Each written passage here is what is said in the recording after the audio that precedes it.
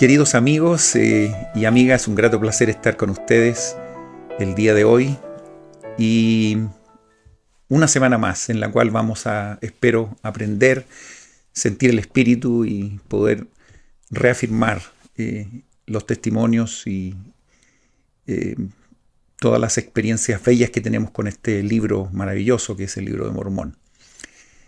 La semana pasada, recuerdan ustedes, estuvimos revisando estas historias que nos dejaron muchas enseñanzas, especialmente con el pueblo de Anti-Nephileí.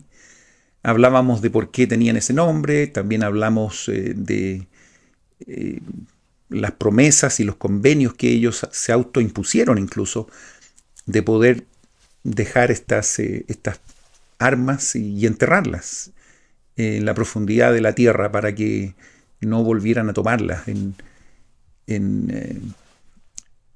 para poder perjudicar a sus hermanos. Ellos tenían la convicción de que al enterrar estas armas las cosas podían andar mejor. A pesar de que tuvieron circunstancias muy difíciles, recuerdan ustedes que cuando vinieron los lamanitas, ellos finalmente lo que hicieron fue hincarse, orar, estar absolutamente sometidos a la voluntad de ellos, y murieron muchos en ese minuto, más de 1000 personas.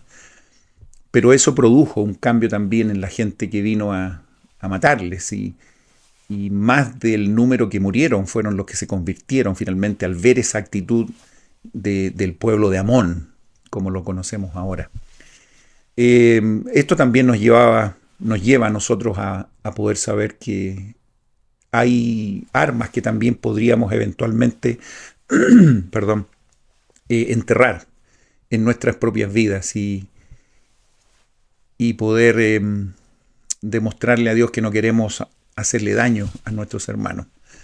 Hay una lista enorme de armas que podemos enterrar, y todos, ustedes, yo, son desafíos diarios que tenemos. Finalmente pudimos ver también a este pueblo que no tiene que haber sido fácil haber cambiado sus creencias y haberse de alguna manera haber salido de sus tradiciones incorrectas de sus padres, y estaban siendo muy hostigados por los lamanitas hasta que finalmente Amón los sacó de ese lugar, y después de preguntarle a Dios y conversar con los nefitas, ellos pudieron ir a esta tierra donde afortunadamente también los nefitas cedieron, y le llamamos y recordamos nosotros la semana pasada la tierra de Gerson, que fue efectivamente la tierra que fue asignada a ellos. Vimos también el encuentro que significó el reencontrarse con su amigo y hermano Alma. Esta emoción se describe en algunos versículos que estudiamos la semana pasada, y tiene que haber sido un encuentro maravilloso después de 14 años de prédica y de muchas experiencias. Tiene que haber sido realmente hermoso ese reencuentro. Y en esta semana vamos a solamente chequear 2 capítulos, el capítulo 30 y 31 del libro de Alma, pero hay muchos conceptos interesantes aquí, como cada semana, y vamos a conocer, y vamos a profundizar esto en los próximos minutos, vamos a conocer a otro anticristo que se menciona aquí, y las cosas que podemos aprender de estas experiencias que para muchos no fueron muy gratas, y por algo Mormón pone estas historias y las recopila y las ordena de una forma muy interesante en estos registros, y ya no es tan solo un anticristo que nosotros hoy día conoceremos, sino que hemos venido ya conociendo algunos, como fue la historia de Cherem, ¿recuerdan? En Jacob 7, y también la historia de Neor en Alma 1, ¿recuerdan ustedes? Cada uno con sus características muy bien identificadas, y pudimos aprender también algunas cosas ahí con estos anticristos. Hoy día vamos a conocer otro con algunas técnicas y fórmulas algunas similares, otras diferentes, pero que nos amplían la visión de cómo Satanás obra con la gente. Y parece ser que hay un mensaje muy directo a nosotros que estamos viviendo en esta época, que nos vamos a encontrar con muchas de estas personas que tienen argumentos muy similares a Cherem, a Nehor y ahora a este nuevo anticristo que lo vamos a conocer inmediatamente. O al final del capítulo, 31, en este caso, vamos a conocer también a un pueblo. Vamos a identificar un pueblo que estaba haciendo las cosas no muy bien, estaban un pueblo bastante cercano a los nefitas, pero se habían desviado bastante de las enseñanzas correctas y llega un grupo de misioneros liderados por Alma a enseñar. Vamos a aprender conceptos preciosos acá. A pesar de que las experiencias no son muy agradables a la vista de estos misioneros, pero la importancia de poder poner a prueba la palabra, el testimonio, y con la esperanza de que esto pueda generar cambios en la vida de la gente. Lo mismo que puede ocurrir hoy día.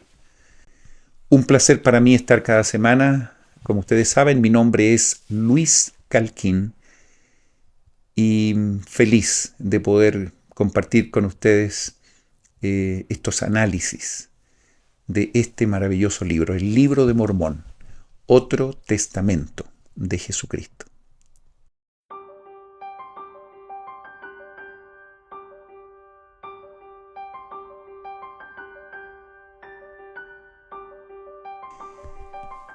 Ya partiendo en el capítulo 30, inmediatamente Mormón nos ayuda a saber de que el pueblo de Amón quedó establecido en la tierra de Gersón.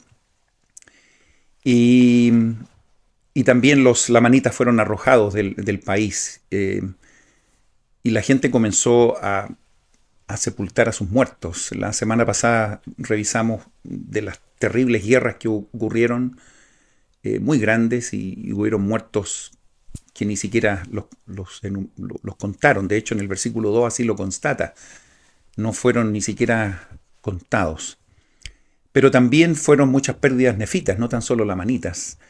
Y sabemos que en las guerras no hay nadie que gane. Y tiene que haber sido un momento muy complicado. Por un lado, estaban bastante bien y seguros en el lugar donde estaban, específicamente el pueblo de Amón, pero sí hubo mucha tristeza por las pérdidas que ocurrieron. De hecho, dice ahí que aconteció que después que hubieron sepultado a sus muertos y también después de los días de ayuno, de llanto y de oración, tiene que haber sido un momento de mucho recogimiento, las familias con pérdidas. Yo creo que muchos de nosotros hemos vivido ese tipo de experiencias, quizás no tan trágicas como estas, pero sabemos que cuando hay familiares que ya no están, son golpes muy fuertes. Y eso es lo que vivieron esta gente acá. De todas maneras, dice que en el año 16, después del gobierno de los jueces, empezó a haber una continua paz. Qué bueno que así lo describa el versículo 2 al final. E incluso al principio del año 17 las cosas anduvieron bastante bien. Lo que me gusta a mí acá en estos versículos, al comenzar el capítulo 30, es que se menciona que ellos se esforzaban por cumplir los mandamientos. Y fíjense el versículo 3, que interesante, que nos dice que obedecían estrictamente las ordenanzas de Dios. Ese concepto de obediencia estricta no deja de sorprenderme. Hay que tomar atención en eso. A veces obedecemos las cosas, sí, por muchos motivos, pero a veces no somos tan estrictos como debiéramos. Y por supuesto en eso me incluyo. Todos a veces tenemos cierto grado de poca comprensión con respecto a estos conceptos. Y dice que lo hacían de acuerdo a la ley de Moisés, porque se le enseñaba a observar la ley de Moisés hasta que fuera cumplida. Fíjense qué claridad tenían del plan de salvación. Sabían que también Cristo iba a venir en unos años más, y cuando Él viniera, esta ley iba a quedar entonces cumplida con sus propósitos. Muy interesantes esos versículos.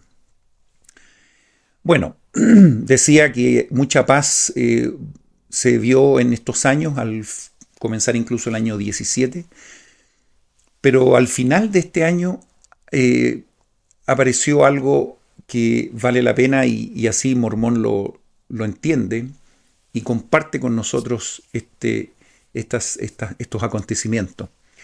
Dice que a fines del año 17 llegó un hombre a la tierra de Zarahemla y era un anticristo. O sea, lo pone y lo cataloga como una persona con ese título, un anticristo. ¿Por qué? Porque empezó a enseñar al pueblo contra las profecías que había declarado los profetas concerniente a la venida de Cristo. Hemos revisado en capítulos y en clases anteriores y hemos conocido algunos anticristos. ¿Recuerdan algunos? Bueno, uno fue justamente en el libro de Jacob, capítulo 7, ¿recuerdan a ese individuo, Sherem? Y también en Alma, capítulo 1. Estoy seguro que ustedes recuerdan a Neor, que tanto dejó como una escuela dentro del pueblo de los nefitas. Recuerden que él inició todo esto con las supercherías sacerdotales y muchos seguidores y continúan, muchas personas que siguieron esas doctrinas, incorrectas por cierto. Entonces esas personas fueron llamadas en su momento de anticristo y aquí en este capítulo 30 de Alma Mormón nos involucra, nos incluye a otro anticristo más. Por algo será, vamos a aprender en relación a esto. En ese tiempo es interesante que las leyes que estaban organizadas y que recuerdan ustedes, muy bien explicadas por Mosía en su tiempo, no había ninguna ley que tuviera un castigo específico por las personas que tuvieran creencias diferentes. O sea, las personas podían creer lo que quisieran, había libertad de creencia. Todas las personas tenían la misma, por así decir, facultad de poder hablar o pensar lo que ellos quisieran. Si un hombre, dice el versículo 9, deseaba servir a Dios o tenía el privilegio, o más bien dice, si creía en Dios y tenía el privilegio de servirlo, pero si no creía en Él, no había ley que lo castigara. No.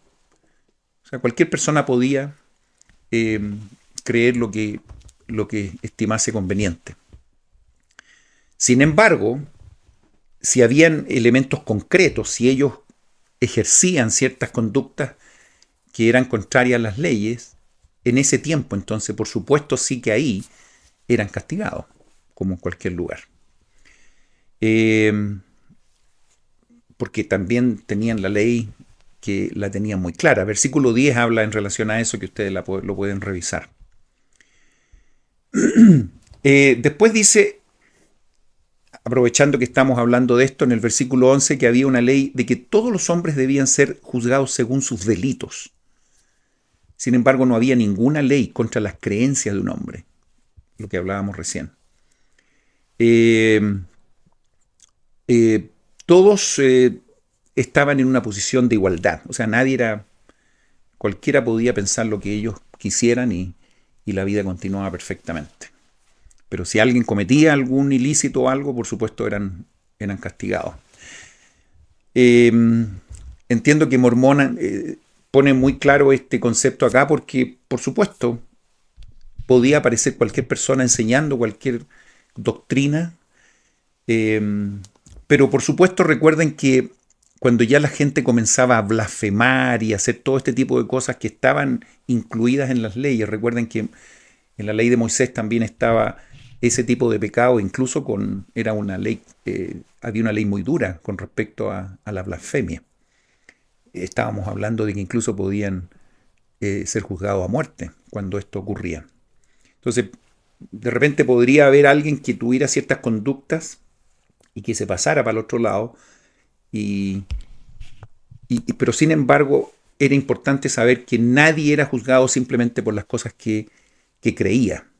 Pero cuando intervenía eso en algunos ya argumentos en que podía perjudicar a la comunidad, especialmente cuando se hablaba específicamente blasfemia en contra de Dios, ellos ya podían ser juzgados, como la ley lo indicaba. En el versículo 12 dice que este anticristo, cuyo nombre era Corior. Aquí aprendemos cuál era el nombre de este anticristo. Y fíjense que dice que la ley no podía constreñirlo. Interesante. Empezó a predicar al pueblo que no habría ningún Cristo. ¿Ok? Y de esta manera predicaba él y comienza a explicar. Entonces el argumento que este Corior hablaba con la gente era el siguiente. Le decía, ustedes definitivamente están subyugados por una loca, dice, y vana esperanza. ¿Por qué os sujetáis con semejantes locuras? O sea, inmediatamente está el argumento de la burla. No sé si me explico. Está como poner al descubierto a la gente que escuchaba esto, como diciendo, ¿cómo ustedes pueden pensar este tipo de cosas que son absurdas? ¿Por qué esperáis a un Cristo? Les preguntaba. Pues ningún hombre puede saber acerca de lo porvenir.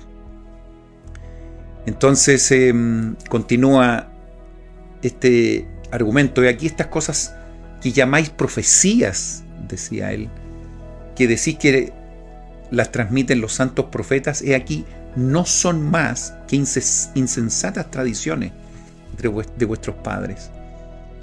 Él manejaba la nomenclatura. Él es un nefita. Él vivía en esa comunidad. Quizás no exactamente ahí, no sé, pero no se sabe exactamente de dónde específicamente vino, pero ahí estaba, dando estos argumentos a mucha gente. ¿Cómo sabéis, dice, que son ciertas? He aquí no podéis saber las cosas que no veis. Inmediatamente se fijan, él comienza a poner que las cosas concretas que están frente a mí, que yo las puedo ver, son las ciertas, y las que no, por supuesto hay que dudar de ellas. No están aquí frente a mí. No podéis saber, dice, si habrá un Cristo. En el versículo 16 dice, miráis hacia lo futuro y decís que veis la remisión de vuestros pecados. Mas aquí esto no es sino el efecto de una mente desvariada. Fíjense cómo es fuerte en su relato. Y este trastorno mental, les dice, resulta de las tradiciones de vuestros padres, que os inducen a creer en cosas que no existen. O sea, él tiene una convicción de algo y trata de ponerlo ridiculizando la creencia que tienen los otros. Bueno, muchas de estas cosas se menciona acá que Corior comenzó a enseñar. Él les decía que no se podía hacer ninguna expiación por los pecados de los hombres, sino que en esta vida a cada uno le tocaba de acuerdo con su habilidad. Por tanto, todo hombre prosperaba según su genio, todo hombre conquistaba según su fuerza, y no era ningún crimen el que un hombre hiciese cosa cualquiera. O sea, el relato y la figura que está tratando de hacer es muy atractiva. O sea, en dos palabras, hagan lo que quieran. O sea, una anarquía completa. No tienen que pedirle permiso a nadie. No va a haber ningún Cristo que va a hacer ninguna expiación. ¿De qué estamos hablando? Dice él. Cada uno le toca de acuerdo a sus habilidades. O sea, si alguien tiene más habilidades, bienvenido. Si alguien no, problema de él. Fíjense que el discurso, insisto, es bastante atractivo. Es muy fácil de digerir para una persona que escucha algo así. O sea, nadie te va a juzgar, nadie te va a hacer daño, haz lo que tú quieras, no tienes que pedirle explicaciones a nadie. Por lo tanto, estos discursos, no tan solo el de Corior, sino que estos discursos en general, siempre tienen una aceptación muy grande en la comunidad. Fíjense que se menciona también en algunos de los versículos que este hombre fue a la tierra de Gersón. Acuérdense quién estaba ahí, el pueblo de Amón, los antinefileitas, para predicar estas cosas también entre el pueblo. Y, pero estos fueron, dice, un poco más prudentes que muchos de los nefitas. Fíjense, ellos, acuérdense que tenían ya una conversión bastante ejemplar. Y entonces tomaron y ataron a este hombre y lo llevaron ante Amón, su líder. ¿Por qué? Porque pensaron que lo que estaba haciendo era finalmente agitando las creencias de la gente, y ellos a lo mejor no tenían la respuesta y bueno, dijeron, bueno, nuestro líder, el sumo sacerdote, podrá tener más antecedentes de qué podemos hacer con él. Y finalmente, en el versículo 21 dice que fue que Amón mandó que fuese echado de la tierra. Entonces él se fue a otra tierra, a otro lugar, a la tierra de Gedeón. Y empezó a predicarles también ahí, dice, y no tuvo mucho éxito, porque lo tomaron y lo ataron y lo llevaron ante el sumo sacerdote y también el juez superior del país. Bueno, continúa la historia. Este hombre continúa hablando en relación a lo que él pensaba. Y el sumo sacerdote le dijo, ¿y por qué andas pervirtiendo las vías del Señor? ¿Por qué enseñas a este pueblo que no habrá un Cristo para interrumpir su gozo? ¿Por qué hablas contra todas las profecías de los santos profetas? Coriol le dice a Gidona, que era el nombre de este juez superior, porque dijo, no enseño las insensatas tradiciones de vuestros padres. Muy agresivo él con sus creencias.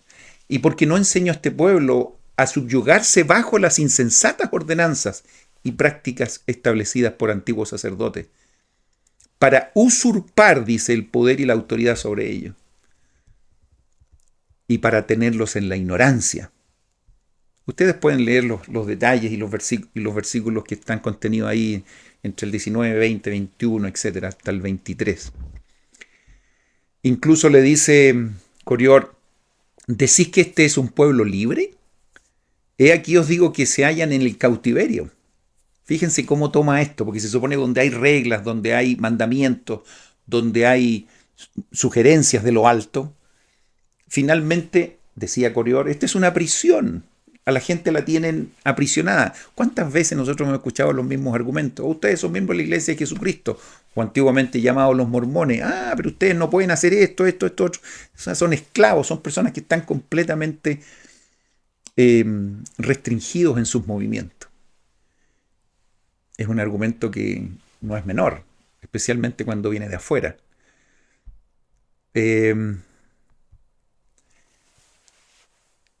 ¿Decís que esas antiguas profecías son verdaderas?, le decía Coriol. He aquí os digo que no sabéis que si son verdaderas. ¿Decís que este pueblo es culpable y caído? ¿Es un pueblo caído? ¿A causa de la transgresión de un padre? Todo esto ridiculizando las doctrinas que, por supuesto, Coriol conocía. He aquí os digo que un niño no es culpable por causa de sus padres. Fíjense cómo mezcla verdades y trata de llevarlo a argumentos que no son correctos. Bueno, incluso nosotros tenemos un artículo de fe por ahí que dice que nosotros creemos que todas las personas deben ser juzgadas por sus propios pecados y no por la transgresión de Adán, ¿correcto? Ese es un concepto correcto, pero de que recibimos un efecto de la caída es un elemento verdadero. ¿Y en qué sentido? En el sentido de que tenemos un Cristo que nos salva de esa condición. Recuerden que los pilares, como hablábamos en clases anteriores del plan de salvación, creación, caída y expiación. O sea, es parte del plan de salvación. Pero aquí dice, no, ustedes no son culpables de nada. ¿Por qué tienen que estar, por así decir, arrepintiéndose de algo? Y siguen estos argumentos que son, insisto, dados con mucha elocuencia, pero y que también denotan un conocimiento previo de las doctrinas correctas, ojo.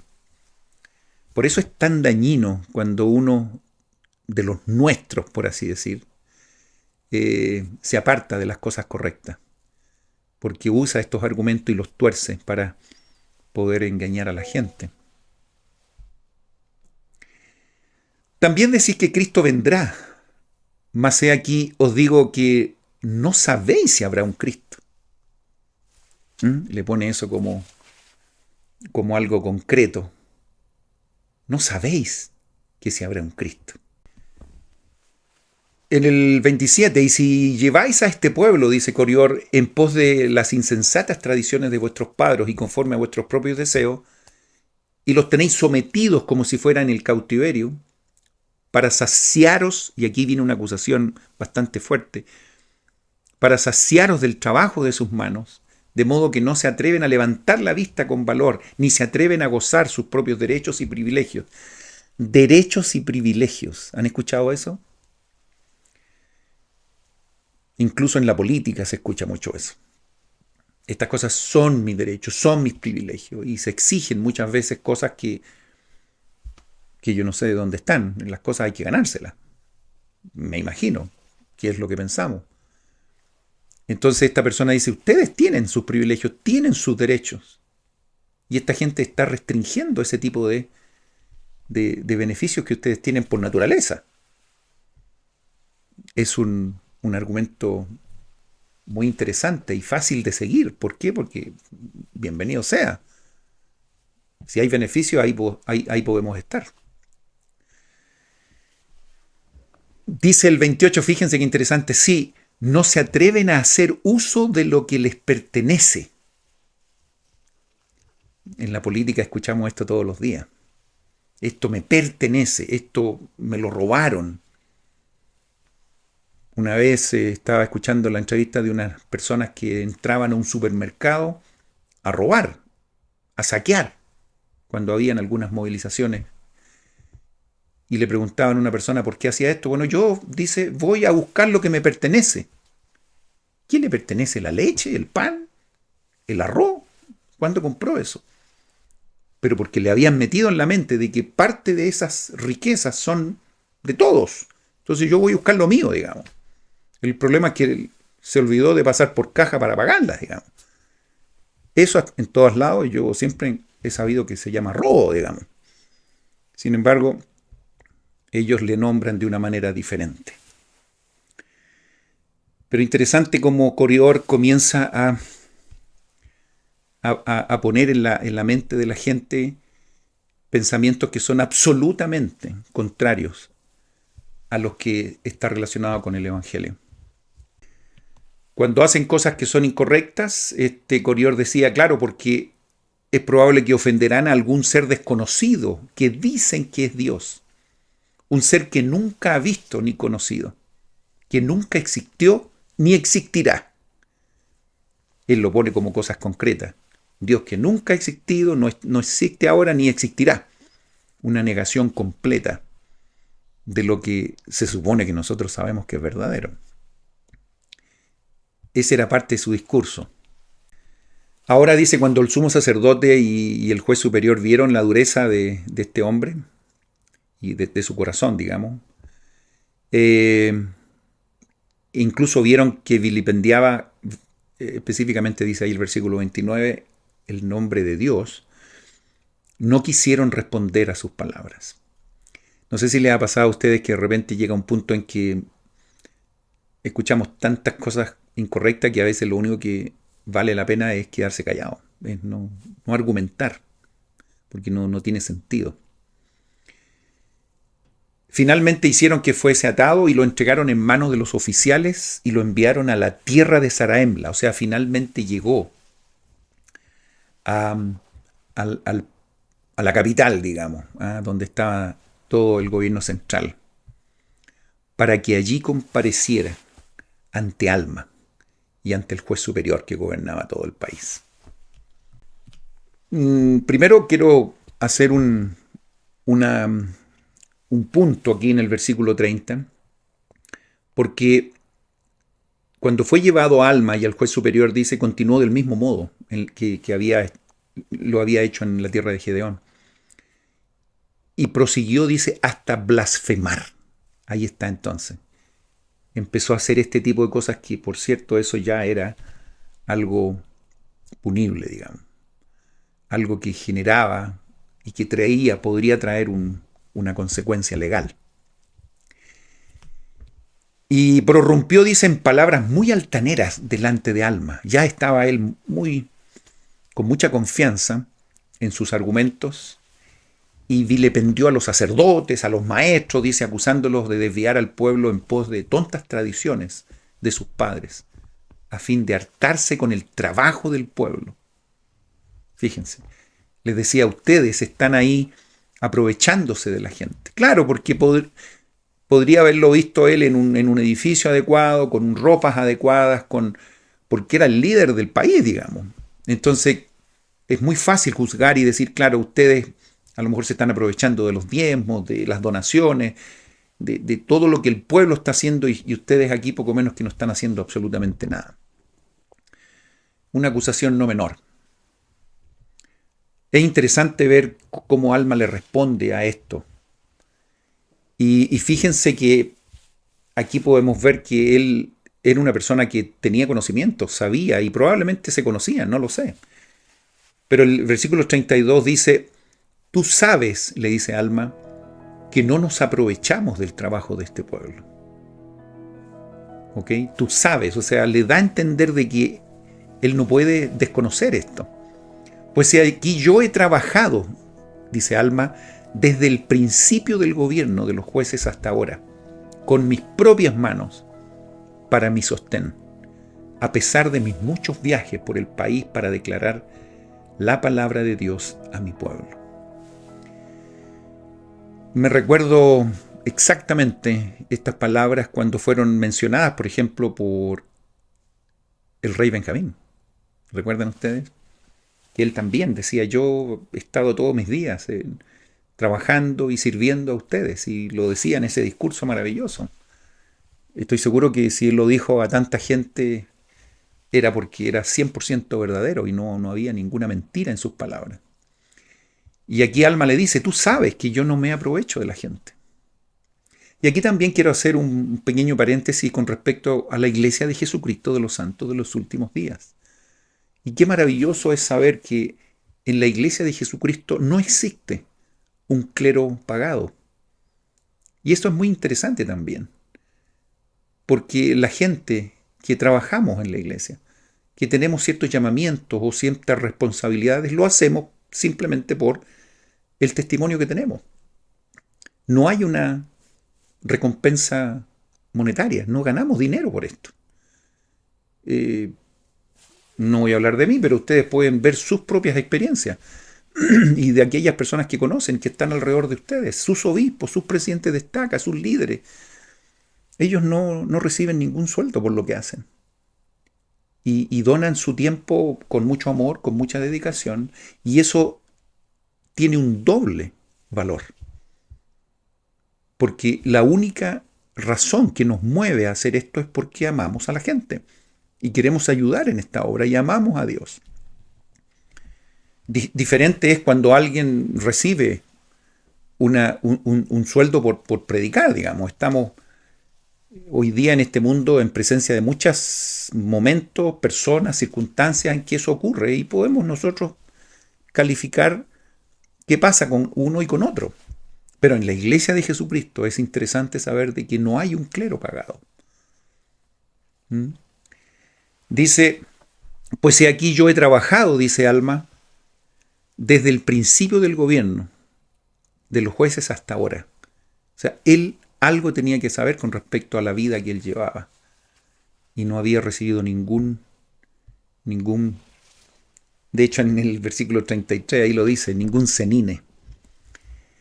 Nunca he recibido ni siquiera un cenine por mi trabajo, ni tampoco ninguno de mis hermanos, sino al ocupar el asiento judicial, y fíjese que él hace ese detalle, lo pone al descubierto, y en este caso hemos recibido solamente según la ley por nuestro tiempo. Obvio, porque ellos, me imagino que se dedicaban a ser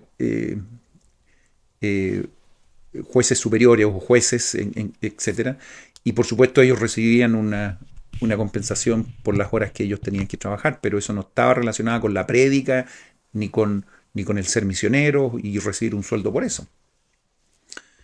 Mucha gente piensa también que los misioneros nuestros en la iglesia, cuando salen siendo jóvenes, también reciben un sueldo o algo así, pero no.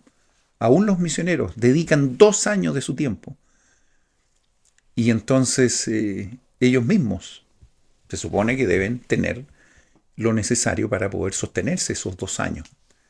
En nuestros países, que a veces los jóvenes a veces no son tan solventes como en otros lugares donde a lo mejor ellos pueden trabajar desde jóvenes, me recuerdo cuando yo fui misionero también recibí algunas ayudas, pero no era un sueldo ni mucho menos, sino que era para cubrir nuestros gastos, y esos dineros venían de personas que querían ayudar a la obra misional y que ellos lo hacían de una manera absolutamente libre y espontánea para los fondos de la obra misional, los fondos misionales. Por lo tanto, aún en esos servicios que son tan dedicados y tan específicos, digamos, 2 años de una vida de un joven para predicar, aún en esos momentos los misioneros no reciben ningún dinero a cambio. Y este es un argumento muy bonito que yo creo que vale la pena leerlo, versículo 34. De modo que si no recibimos nada por nuestro trabajo en la iglesia, ¿qué nos beneficia trabajar en la iglesia aparte de declarar la verdad para regocijarnos en el gozo de nuestros hermanos? Ese es el verdadero pago que tenemos. Y el versículo 35 es fabuloso, dice: ¿por qué dices, pues, que le predicamos a este pueblo para lucrar? Y aquí lo repite, cuando tú de ti mismo sabes que no recibimos nada. Alma le dice, tú sabes que eso no es así. Y después, estos siguientes 2 renglones son maravillosos. Fíjense lo que dice. ¿Crees tú que engañamos a este pueblo y que eso es lo que causa tanto gozo en sus corazones? Bueno, el Corior, con esa seguridad que tenía, le dice, sí, exactamente. Entonces Alma le dijo, ¿crees que hay un Dios? Y Corior, acuérdense, adivinen lo que le responde en forma categórica. Le dice, no. Alma le dijo, ¿negarás nuevamente que hay un Dios? ¿Y negarás también también al Cristo? ¿Lo negarás? Pues si aquí te digo, yo sé. Y aquí entonces Alma comparte quizás lo más sagrado que él tiene, que es su testimonio. Yo sé que hay un Dios y también que Cristo vendrá. En todo este relato, siempre Corior intentó decirle y se lo dijo directamente a Alma, de que no existía un Dios, de que no había expiación, de que no había esto ni esto otro, en una forma muy concreta. Y me encanta cuando Alma dice lo siguiente: ¿qué evidencias tienes de que no hay Dios y de que Cristo no va a venir? O sea, le pone en sus hombros estas preguntas que finalmente la gente trata de encararnos a nosotros con estas preguntas. A ver si hay un Dios, bueno, entonces, a ver cómo es esto. Y nos pide explicaciones por esto, y nos pide pruebas por esto otro. Y entonces Alma le da vuelta a esto y le pregunta, ¿qué evidencias tienes de que no hay un Dios? Demuéstramelo. O de que Cristo no va a venir. Y le dice, no tienes ninguna prueba, salvo tu propia palabra únicamente. E inmediatamente él le dice, Alma, mas he aquí yo tengo todas las cosas como testimonio de que estas cosas son verdaderas.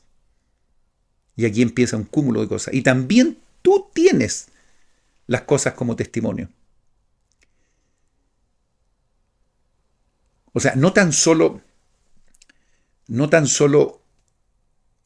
que era algo exclusivo de Alma, sino que él también tiene el privilegio de recibir y has recibido todas estas pruebas de que Dios existe.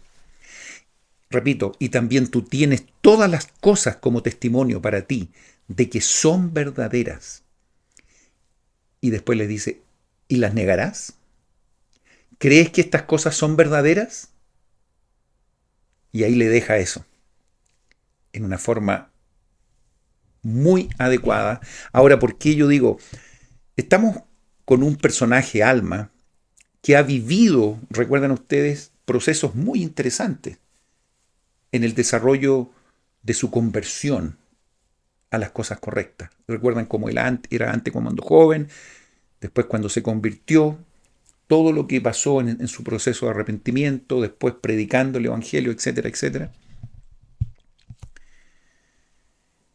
Por lo tanto, él algo sabía de estos argumentos, de estas formas de tratar de convencer a otro que Dios no existía. Y le pregunta, ¿crees que estas cosas son verdaderas? He aquí, yo sé que lo crees, dice Alma, pero estás poseído de un espíritu de mentira y has desechado el espíritu de Dios, de manera que no puedes tener cabida en ti. Pero el diablo tiene poder sobre ti y te lleva de un lado a otro, inventando artimañas para destruir a los hijos de Dios. ¿Han conocido personas que tengan esta misma situación?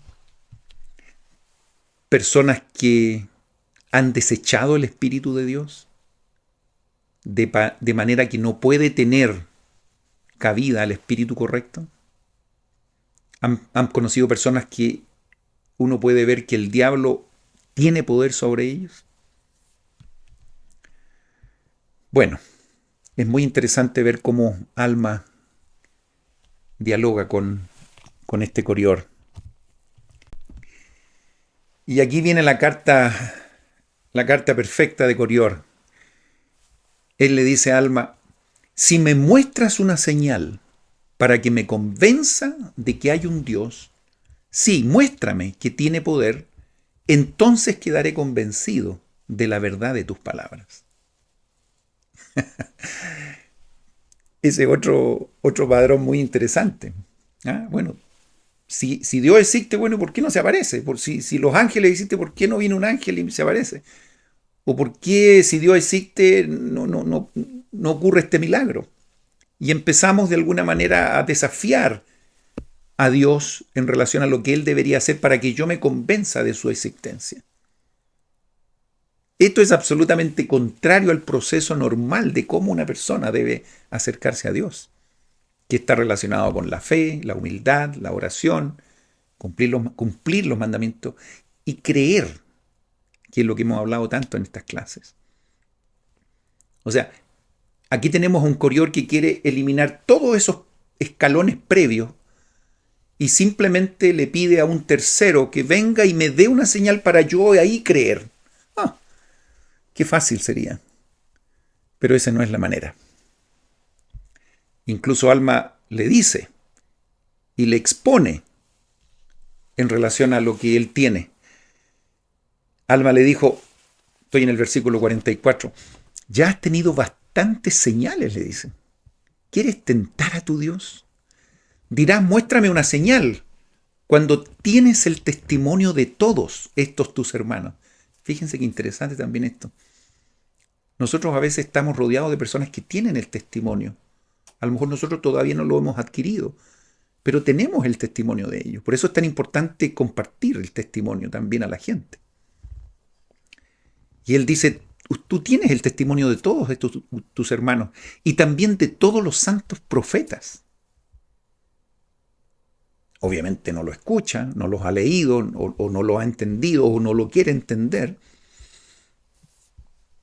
Y después le dice, las escrituras están también delante de ti. Sí, todas las cosas indican que hay un Dios. Y después ya se pone un poco más trascendental. Sí, y aún la tierra y todo cuanto hay sobre ella. Sí, y su movimiento, sí, y también todos los planetas que se mueven en su orden regular. ¿Qué pasa? Todo esto testifica de que hay un creador supremo. Claro, imagínese cómo Alma le expone, le pone enfrente de él todas las cosas que él sí ha visto y tiene, porque son evidentes.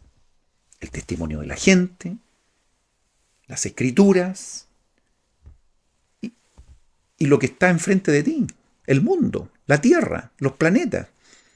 Escuchaba a un hermano en la semana decir que esta gente, por cultura, tiene que haber pasado mucho tiempo mirando las estrellas en las noches.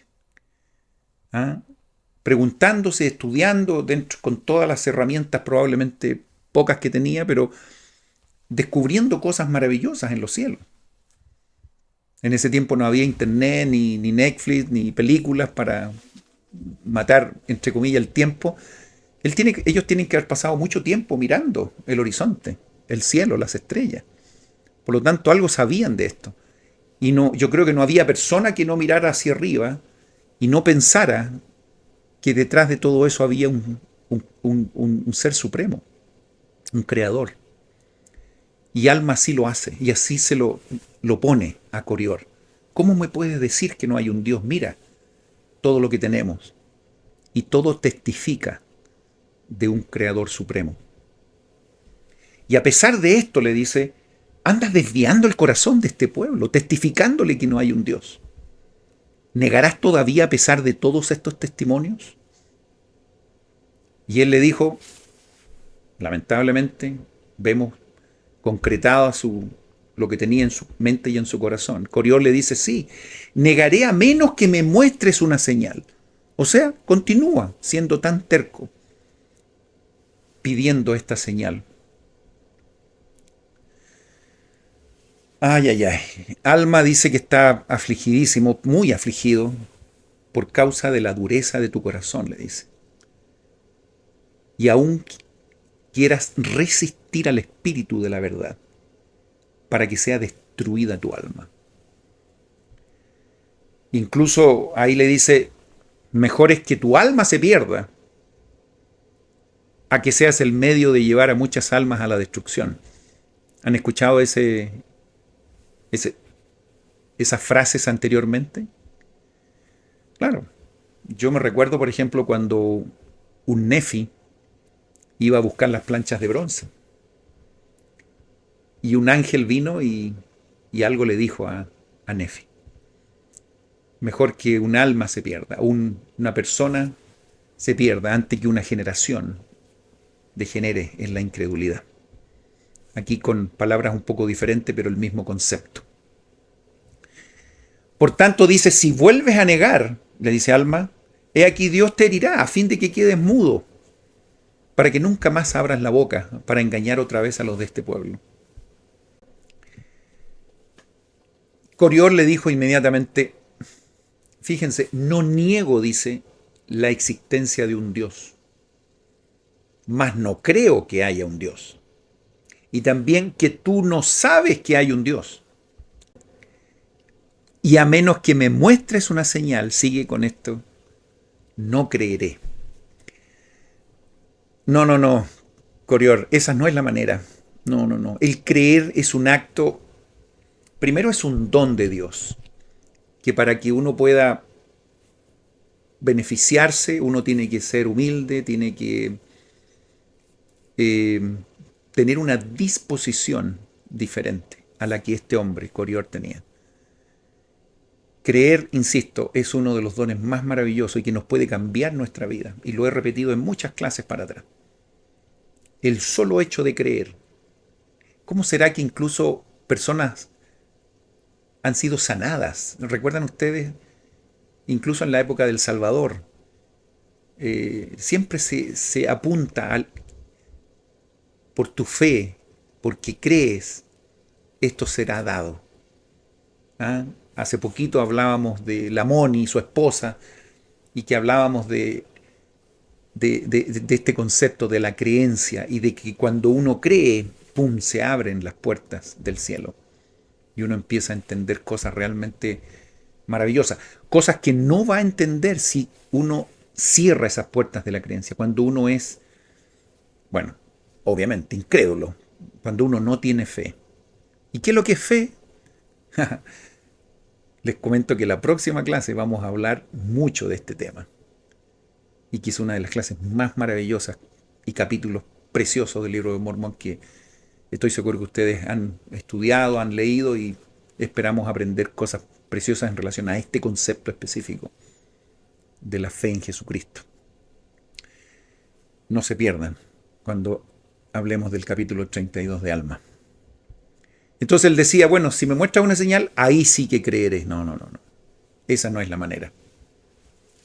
Y Alma le dijo, finalmente en el 49, esto te daré por señal. Quedarás mudo, según mis palabras. Claro, Corior pensaba que podría venir una señal, él como espectador, las cosas iban a ocurrir a él iba a ser testigo de un elemento, de un acontecimiento milagroso. ¡Ah, qué maravilloso! Y él entonces entraba en esta puerta de creer las cosas y poder acercarse a Dios. No, no, no, las cosas no funcionan de esa manera. Entonces, ¿quieres una señal? Bueno, ahí la tienes. ¡Pum! Y la señal fue dada, pero en contra de él. Tal cual. Corior quedó mudo según las palabras de Alma, de modo que ya no podía expresarse. Imagínense que el gran daño que él estaba haciendo estaba relacionado con su discurso y recibió este, entre comillas, castigo de quedar mudo, por lo tanto, recibió su propia medicina. Ahora bien, cuando el juez superior vio esto, ahí estaba el juez superior, extendió su mano y escribió a Corior diciendo, les dijo varias cosas. Es probable que esto les sorprenda a ustedes porque cuando el juez superior vio esto, extendió su mano y escribió a Corior.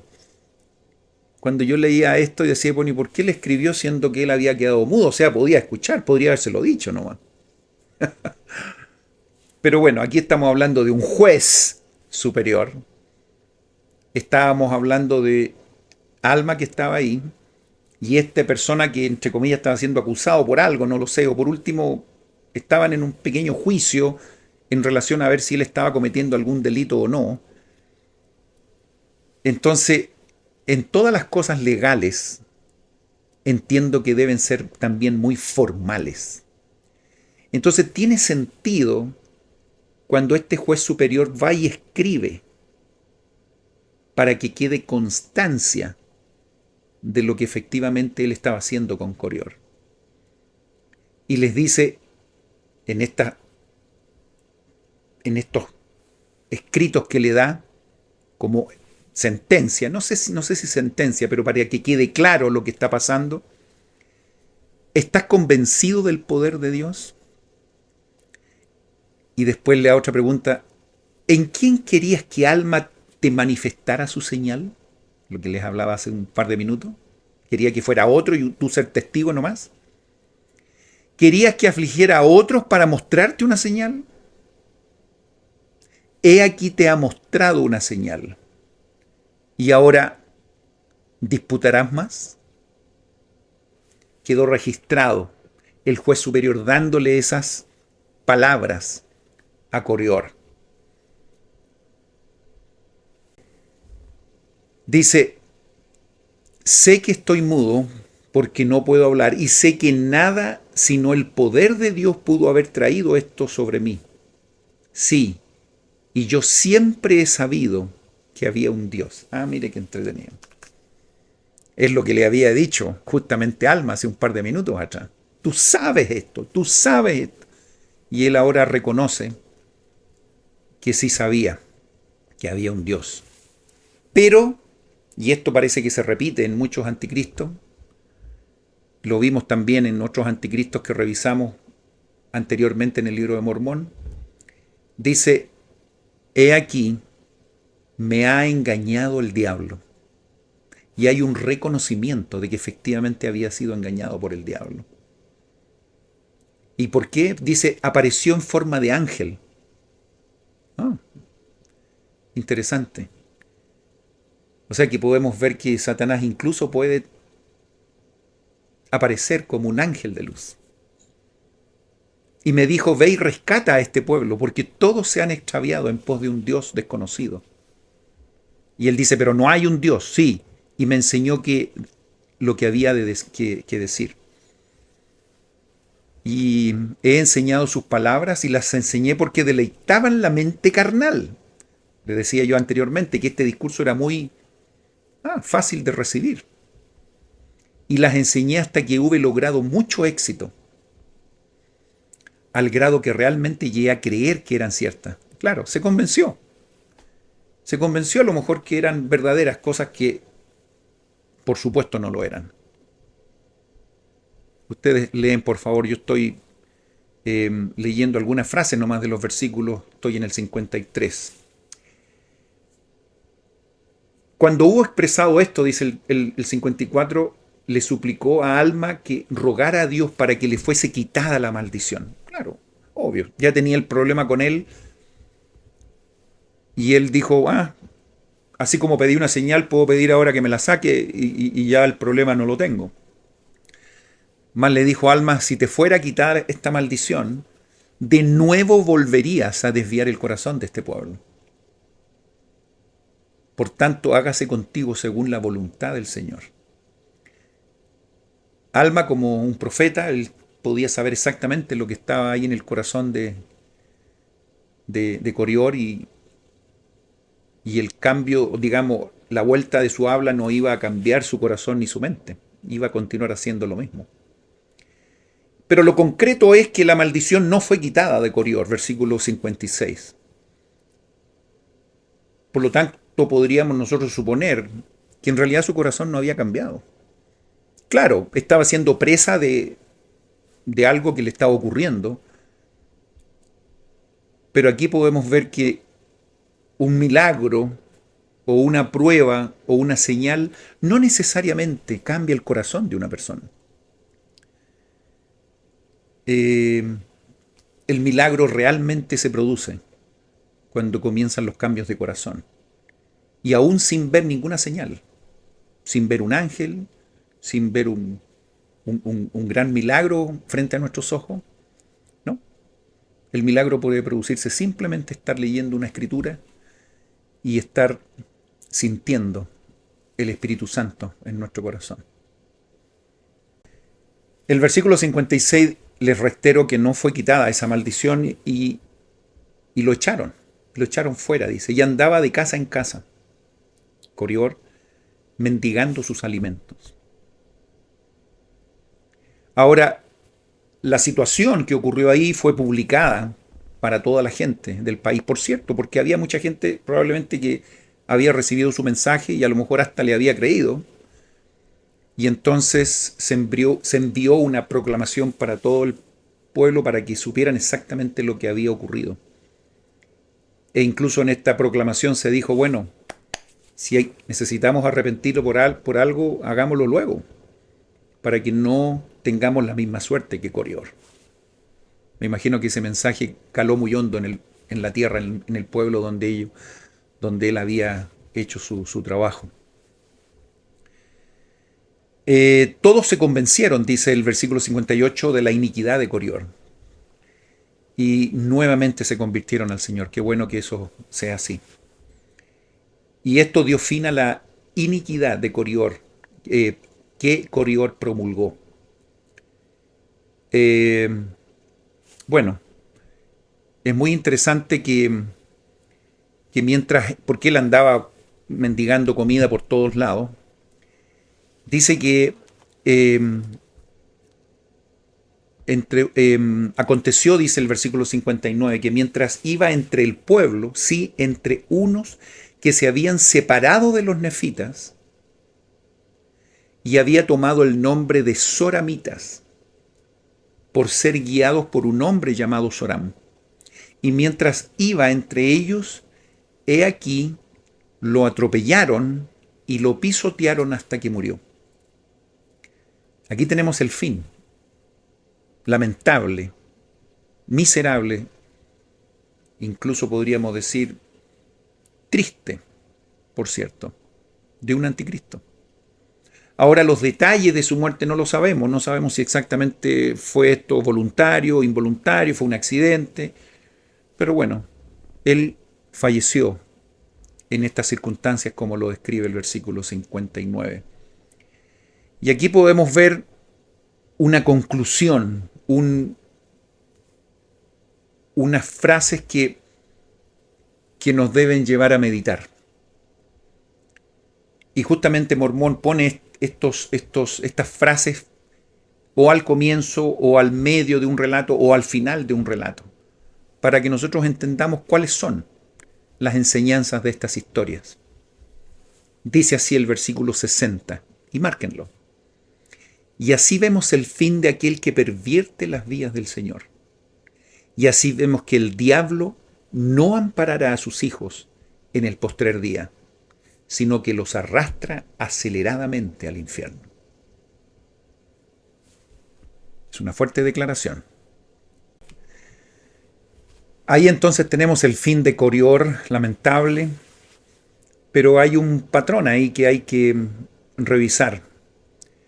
Él enseñaba básicamente que las cosas que creemos deben ser vistas, estar al frente nuestro, y cuando estén, bueno. Hoy día en este mundo muchas de las personas basan sus creencias en ese tipo de cosas, pensando en el método científico, que entre paréntesis es algo espectacular, es muy bueno, que nos ha llevado a grandes inventos y nos ha llevado al género humano a descubrir cientos de cosas maravillosas. Imagínense ustedes si no se hubiese aplicado el método científico en los descubrimientos, no sé, de las naves espaciales, de las máquinas en general, digamos, todos los descubrimientos que hoy día tenemos en estos días. O sea, prueba tras prueba, ver si efectivamente ocurre, ok, estamos. Entonces todas las cosas tienen que estar en mi vista, o sea, estar comprobadas 100% de que son así. En buena hora tenemos esos métodos que nos han ayudado tanto, pero en las cosas espirituales les quiero contar que estas cosas no funcionan de esta manera. No podemos poner en práctica un método científico para saber la existencia de Dios o ver si el espíritu realmente es el que me está influenciando, o etcétera, etcétera. Ahí tenemos que poner tenemos que poner en acción otro tipo de formas de comprobar la verdad. Y es otro nivel de, podríamos decir, de conocimiento. Es difícil explicarlo, pero las escrituras intentan hacerlo. Cuando hablan de luz, hablan de sentimientos en el corazón, ideas a nuestra mente. Y cuando estas cosas se viven, son tan ciertas y tan claras como cuando algo está siendo mirado enfrente mío, cuando lo tengo a mi vista. Las cosas espirituales también se pueden comprobar de una manera tan fidedigna como el método científico, y yo diría, y más.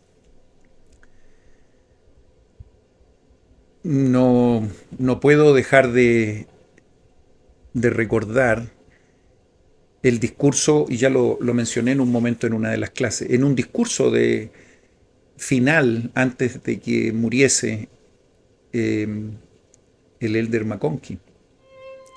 Y en su testimonio final decía, es probable que yo no esté aquí por mucho tiempo, pero él decía, pero mi testimonio de Cristo y mi seguridad de que Él vive, cuando yo muera y esté en el otro lado del velo, él decía, esa seguridad no va a ser diferente a la que tengo hoy, de saber que Él vive y Él da su testimonio final. O sea, ¿qué quiso decir él? Que al pasar al otro lado del velo y estar en presencia de su Padre Celestial y Jesucristo, su convicción y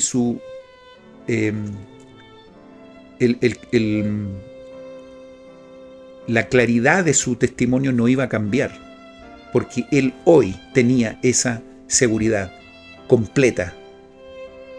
Y ya podríamos decir que ni siquiera era una fe, sino que era un conocimiento perfecto de de lo que él estaba compartiendo. Algo muy sagrado, que obviamente lo vive la gente que tiene esa experiencia, y es muy difícil traspasar a alguien que no haya vivido esa experiencia. Me hace pensar también en la sección 50 de Doctrinas y Convenios. Cuando uno enseña, el otro recibe la información, ambos son edificados y se entienden y se comprenden conjuntamente, dicen los versículos. Es muy claro cuando uno tiene un testimonio de Cristo, lo comparte y la otra persona que lo escucha, lo entiende, sabe exactamente de qué está hablando. Por lo tanto, insisto, qué bueno es el método científico para saber las cosas de este mundo. Pero Coriol quería llevar estos métodos en las cosas espirituales y decía, yo no creo estas cosas porque no las he visto. Pero después supimos cuál era el origen de todas estas, de estos malos conceptos y estas creencias incorrectas, que tenía que ver con que finalmente Satanás lo engañó. Más allá de eso, todas las personas tenemos el privilegio de poder arrepentirnos y de volver a las cosas que son correctas.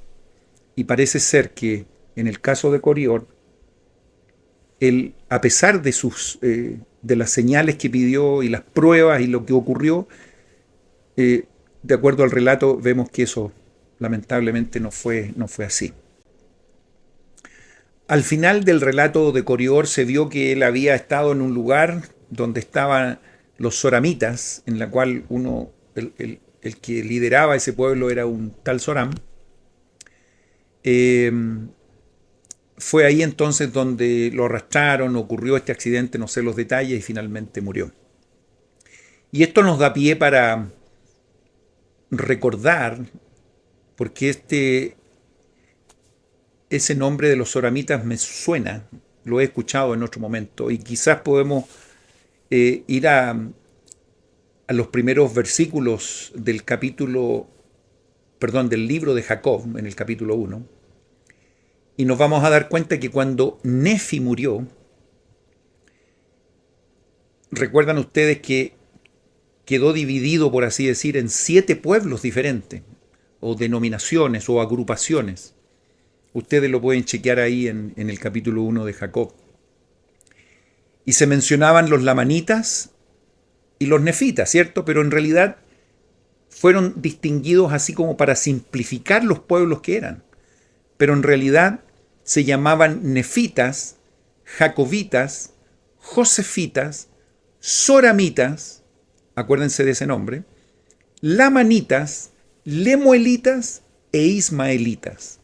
7 pueblos. ¿Recuerdan que hablamos de eso? Y fíjense el número, qué interesante. Bueno, estos pueblos ahí estaban, pero finalmente en el relato quedamos solamente con la simplificación de 2 pueblos, nefitas y lamanitas. ¿Pero quiénes eran los nefitas? Los nefitas, los jacobitas y los josefitas. Y también los soramitas en alguna medida. Y les explico inmediatamente. Y los lamanitas eran los lamanitas, lemuelitas e ismaelitas.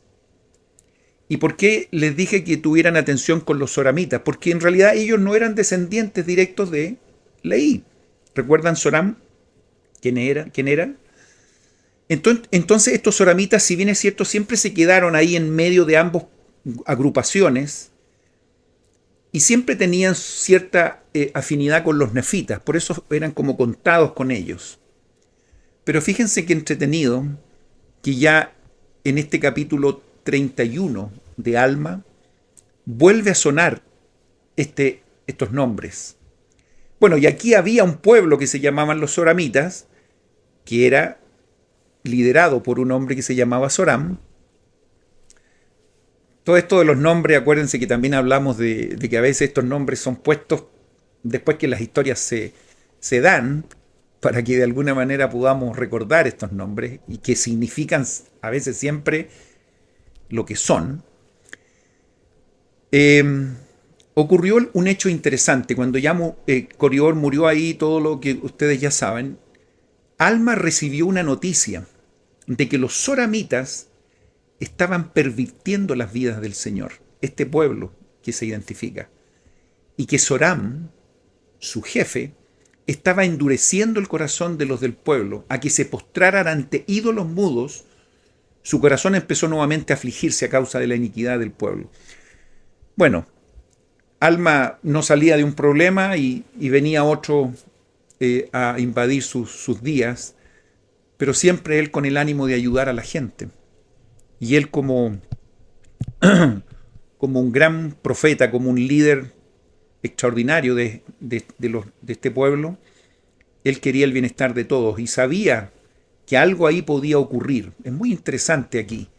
Estaban los lamanitas, estaban los nefitas. Entonces, como vemos, ahí este pueblo, los zoramitas, siempre tenían un cierto acercamiento con los nefitas. Pero en el versículo 2 del 31 dice que era un motivo de mucho pesar a Alma saber que de la iniquidad entre su pueblo. Por tanto, su corazón se afligió en extremo por causa de la separación de los zoramitas de los nefitas. Ahora bien, dice el 3 que los zoramitas se habían reunido en una tierra que se llamaba Antionum, ¿ok? Y ahí habla de que era al este de la tierra de Zarahemla, que también estaba cerca de Gersón, donde estaba el pueblo de Amón, etc. Y también colindaba en el desierto del sur, donde estaba lleno de lamanitas. Por lo tanto, estaban como en medio de todos, digamos. Entonces, igual estratégicamente era no menos importantes esta gente. Ahora se habla de que este pueblo, los zoramitas, era un pueblo militarizado, era un pueblo de mucha... Eso lo vamos a ver más adelante, digamos, pero igual se los adelanto. Era un pueblo muy militarizado. Por lo tanto, Alma también quería el bienestar de esta gente, que no se alejara de Dios, pero por otro lado tampoco quería que se alejaran de los nefitas y que de alguna manera esto pudiera significar que pudieran eventualmente unirse también a los lamanitas, y eso finalmente le iba a rebotar a ellos como un gran perjuicio. Eso lo nota perfectamente en el versículo 4, y los nefitas temían en gran manera, dice, que los zoramitas establecieran relaciones con los lamanitas y resultara en una pérdida muy grande para los nefitas. O sea, políticamente también era importante que ellos pudieran no alejarse de las creencias de los nefitas, porque esto, si no fuese así, si se empezarían a alejar, iba a ser una pérdida por donde lo miraran. Y aquí se desprende un versículo que a mí por lo menos me ha acompañado por muchos años, incluso en la época cuando fui misionero, y yo creo que también fue uno de los versículos que me ayudó a iniciar lo que estoy haciendo aquí, con estos videos aquí en YouTube.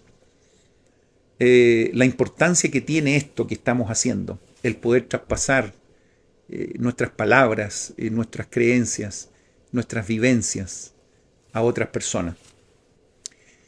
Y dice el versículo 5, y si no lo tienen marcado en sus escrituras, les sugiero que lo hagan, porque es un versículo precioso. Y como la predicación de la palabra tenía gran propensión a impulsar a la gente a hacer lo que era justo, sí, había surtido un efecto más potente en la mente del pueblo que la espada o cualquier otra cosa que les había acontecido.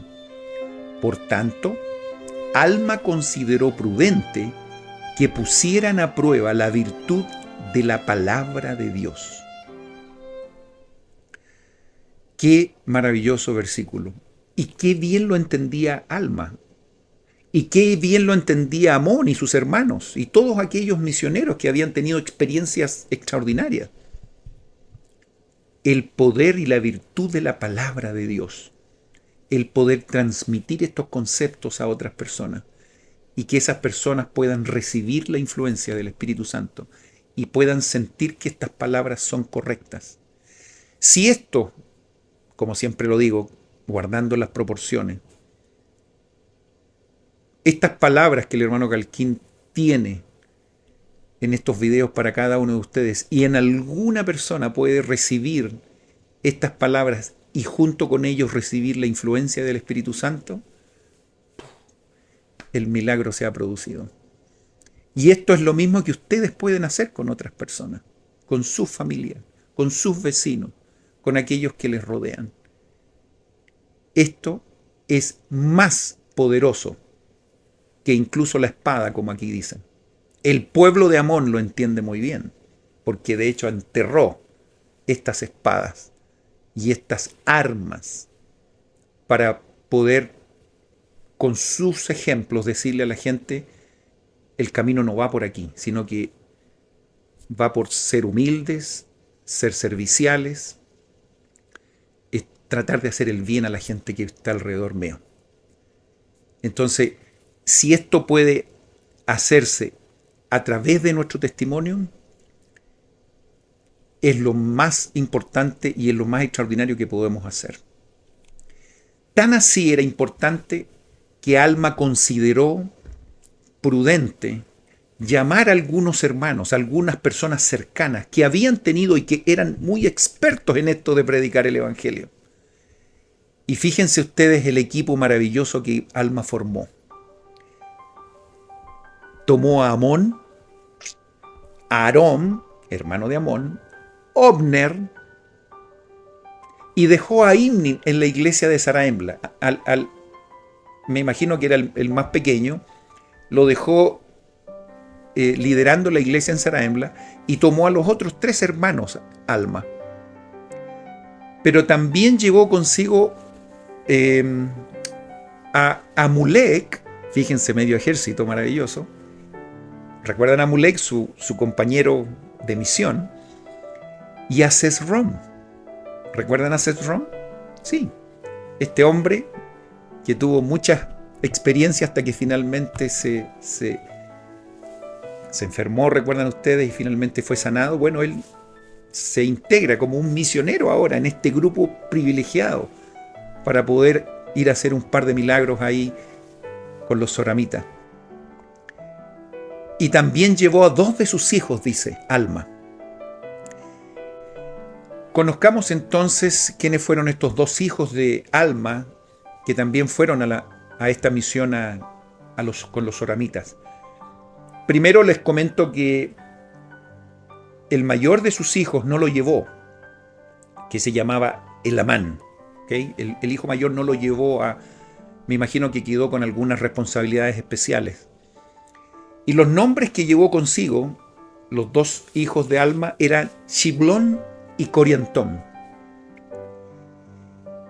Y estos son los nombres, dice, de los que fueron con él entre los soramitas para predicarles la palabra.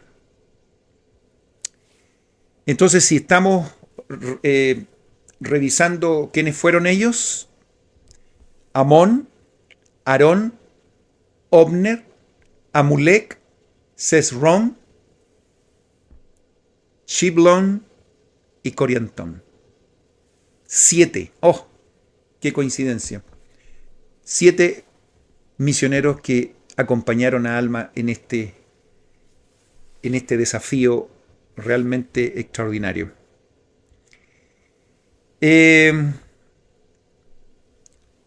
Sin querer adelantarles nada para lo que viene, pero estos hijos de Alma, en este caso Shiblón y Coriantón, y también Elamán, que quedó y no fue, vamos a conocer mucho de eso, de ellos, en los capítulos del 36 hasta el 42 más o menos de Alma, donde Alma bendice a sus hijos. Entonces bendice primero a Elamán, después bendice a Shiblón y después bendice a Coriantón.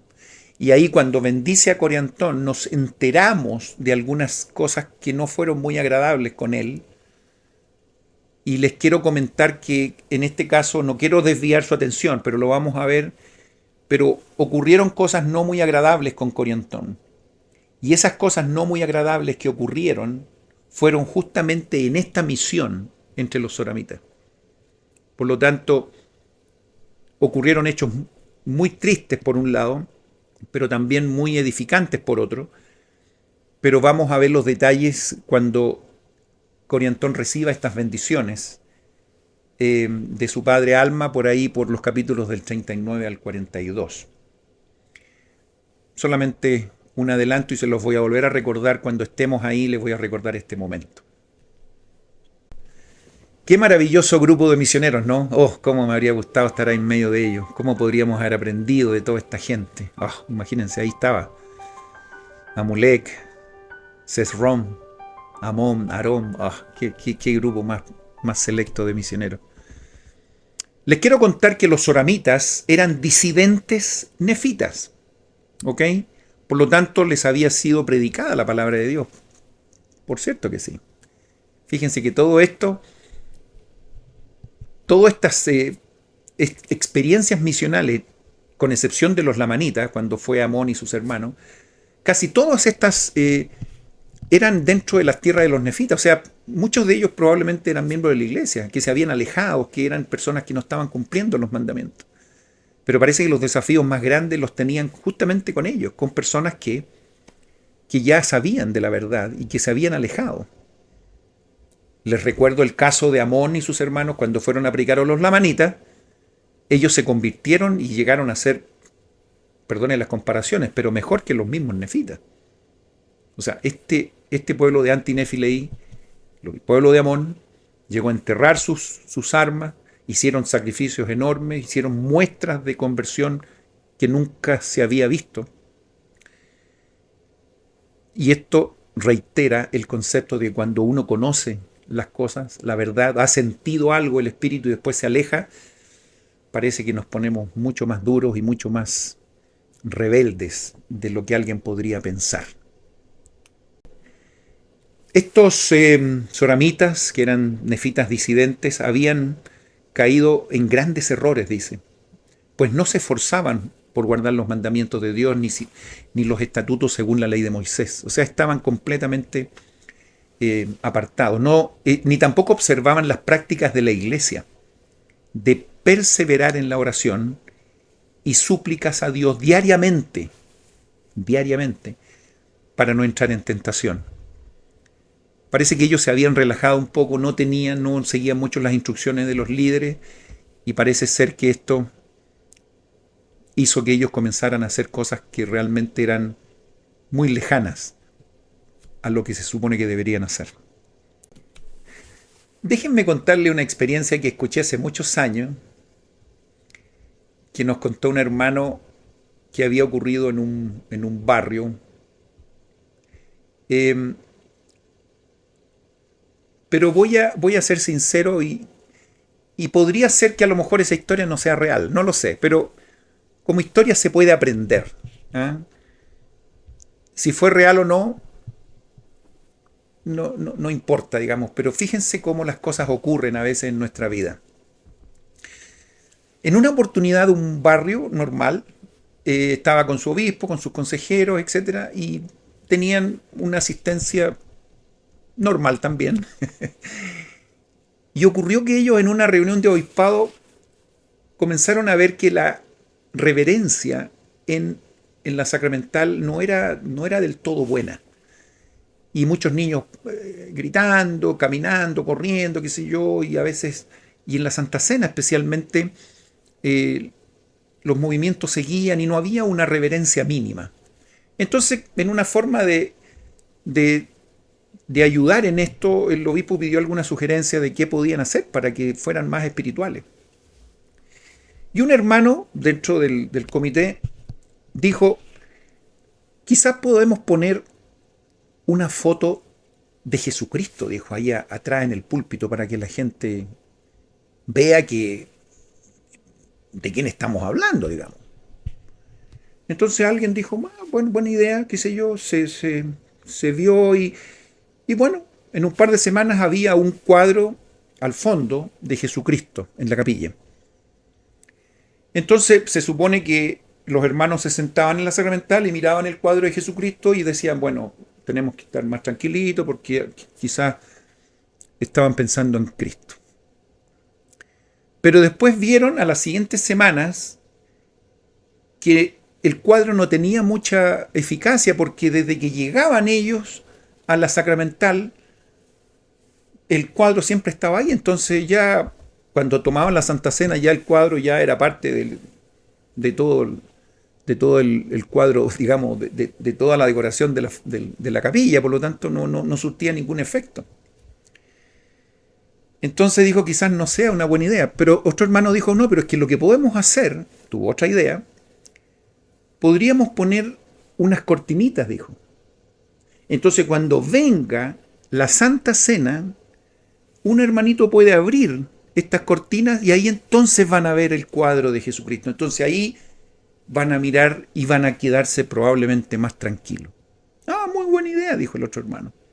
Entonces la otra semana se pusieron unas cortinas y cuando empezó la Santa Cena, dos hermanitos se pararon y corrieron las cortinas. Ay, todos miraron el cuadro de Jesucristo, qué bonito. Pero después la siguiente semana vieron que era un poco irreverente estar separando antes de la Santa Cena y corriendo las cortinas. Entonces alguien dijo, soy eléctrico, dijo, yo podría poner un sistema eléctrico para que solamente apriete un botón y las cortinas se abren solitas y no tengamos que un hermano tenga que estar abriendo las cortinas. Ah, muchas gracias, le dijo. Bueno, y así como ocurrió. Pero la siguiente semana otro hermano dijo, ¿saben qué? Lo que pasa es que cuando se abre la cortina, el cuadro queda con mucha sombra. Entonces en realidad no se distingue bien la figura de Jesucristo. Entonces yo sugiero poner una lucecita, de modo que cuando esté y se abra la cortina, esa luz se prenda y entonces la figura del cuadro se pueda mirar correctamente porque le daba sombra a las cortinas. Ah, muchas gracias, hermano. Bueno, me imagino que ustedes saben para dónde voy. Lo que ocurre es que tenían unos efectos especiales extraordinarios en la sacramental. Y lo que me imagino que ustedes están pensando ocurrió.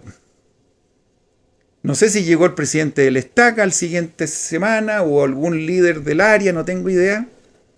Y entonces se partió la sacramental normal, qué sé yo. Y ahora la Santa Cena, qué sé yo, va a comenzar, el himno, todo. Y cuando partió eso, se escuchó un zzz, unas luces.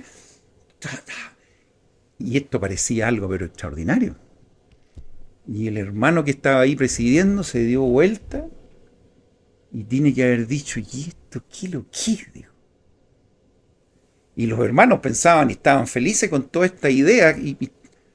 Pero cuando vieron la hermana, el líder con la cara desencajada mirando ese cuadro detrás de unas cortinas con un sistema electrónico para abrir el asunto y con unas luces, le faltaron yo creo un par de velitas nomás, perdonando y sin querer ridiculizar a nadie, pero fue algo muy chocante.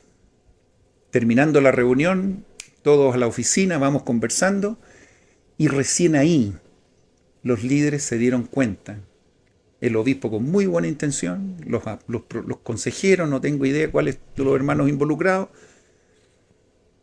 y el hermano mandó a sacar todas las cosas que ahí estaban, y el otro domingo todo partió en foja cero. ¿Qué quiero decir con esto, hermano? Que a veces incluso tenemos buenas intenciones, que a veces incluso queremos hacer las cosas a nuestro modo, de una manera que pensamos que podría ocurrir. Pero qué importante es seguir las instrucciones de nuestros líderes. Qué importante es poder leer los manuales de instrucción, por ejemplo. Qué importante es leer las escrituras. Y finalmente, qué importante es sentir el espíritu para saber si estamos haciendo las cosas correctas o no. Este quizás es un ejemplo un poco burdo, perdonando la expresión, pero que describe en ocasiones cuando poco a poco nos vamos alejando de lo que se supone que es correcto.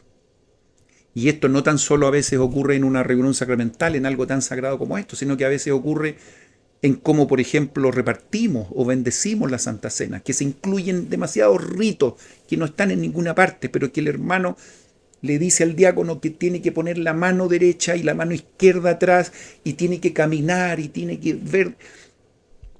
Y ponemos solemnidades sobre solemnidades. O cuando vamos al templo que tenemos que hacer ciertas cosas y no debemos hacer esto otro y que tenemos que sentarnos de una manera y que no podemos poner la pierna arriba de la otra pierna y que no podemos poner el codo de un...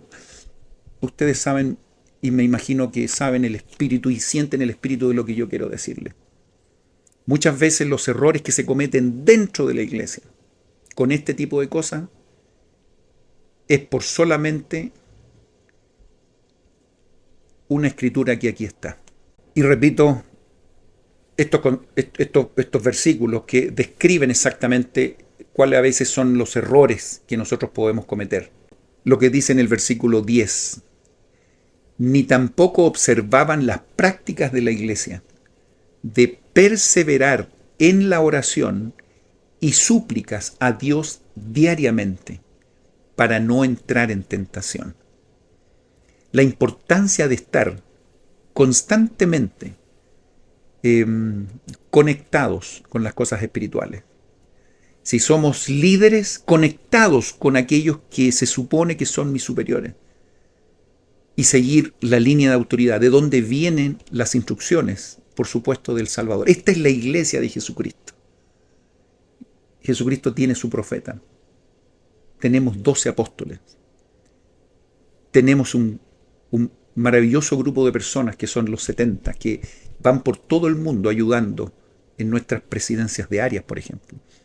Tenemos líderes locales también, autoridades de áreas locales que de alguna manera reciben estas instrucciones de sus líderes que están guiando la iglesia de Jesucristo en estos días. Y por supuesto, debemos seguir esa sugerencia.